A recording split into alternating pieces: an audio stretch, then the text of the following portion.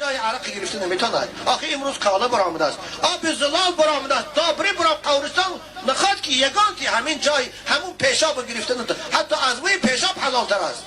کدامت عرق نوشه قومای عزیز، همون پیشاباتون در توالت داره گیره دستکن نوشه، هوا خوبتر است، هم سلامتی تان فایده دارد، هم اخلاقتان ویران نمیکنه.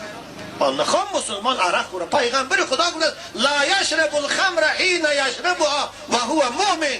کسی عرق می نوشد وای مسلمان نیست. با این پیغمبر گفت است، این اختیاری من ده نیست. بنابر ملا و ایشانایی که عرق خورا را در حالت مستی بردیان جنازه میکنن، والله این ملا و ایشانا را خداوند همراه همه عرق خور فقط دوزخ می سوزد. رگوی جنازه درست نیست. اسلام دینی ترسانچکار نیست.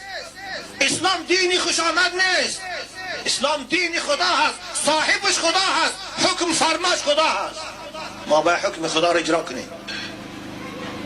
پیغمبری ما از روزی که رسول اکرم شدن و به عالم مبعوث شدن ضد عرق مبارزه بردن. این امر خدا هست.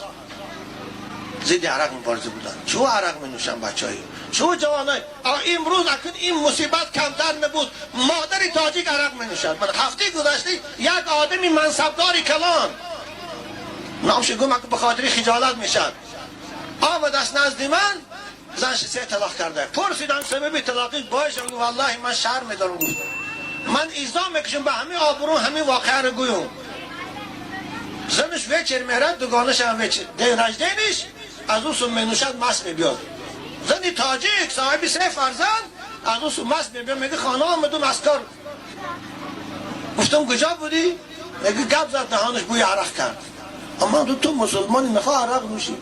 های نوشی میگه چیکار داری؟ خوب چیکار؟ خیلی 3 طلاق کردم. میگه